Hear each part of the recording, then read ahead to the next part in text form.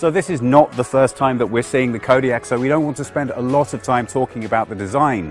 But this is the first time that we've seen the classic Skoda crystalline design featured on a large SUV, and it's really impressive. We have a large angular front coming through to the side, a high shoulder line and a high tornado line that rises towards the rear at the same time that the roof line drops away. That gives the car a really extra special dynamic, combined with wheel arches that for the first time ever with the new design language are not round but angular, coming right the way through to the back. The rear of the car is a lot more subtle than we've been led to expect from the front and the sides, and personally I would rather have larger, more dominant lights at the rear to emphasize that styling. But let's not forget why it's here. This is the gateway to a truly enormous boot. Even though it's just 20 centimeters longer than a Tiguan, it holds 400 liters more cargo in the rear. And with the seats down, over 2,000 liters total load space. As you would expect from the outside, the interior is modern and stylish. The materials used are not only of high quality, but they're also really well produced. The display at the front is dominated by a 9-inch touchscreen which has integrated buttons that really add a stylish feel to the car. Skoda's Kodiaq is all about connectivity.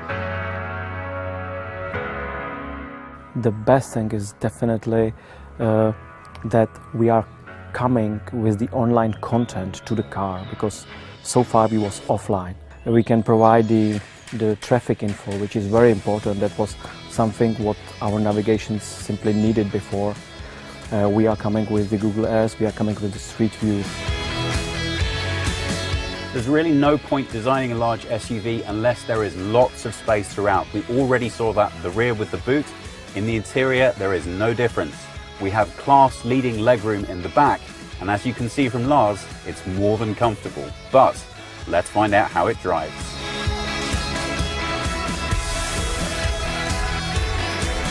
This is Skoda's first large SUV, and it's always a concern with SUV design that you're going to sacrifice a little bit on the drive because of the size and the extra space that the car has. I'm really happy to report that this is not the case with the Kodiaq. We're driving a 180 horsepower TSI petrol engine, and it's been paired with a 7-speed DSG.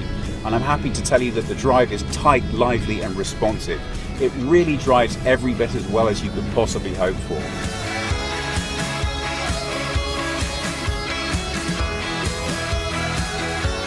Skoda's tagline is simply clever, and with the Kodiaq that's really true. There are 30 different unique features that make this the car that it is.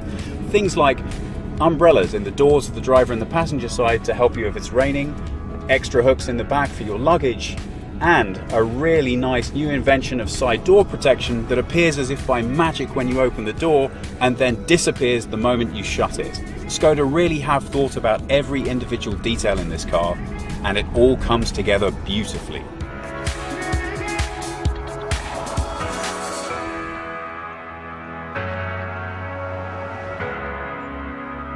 The Skoda Kodiaq comes with a choice of 2 diesel or 3 petrol engines from 125 to 190 brake horsepower. It also comes with either a 6-speed manual or a 6 or 7-speed DSG gearbox. Thanks to the way it's been designed, it has a towing capacity of up to 2.5 tons, and it can also come with 4-wheel drive. The Skoda Kodiaq is available from €25,490, but don't forget, at that price, that will only get you the entrance level 1.4 litre petrol engine. And honestly, in our opinion, you need a little bit more power.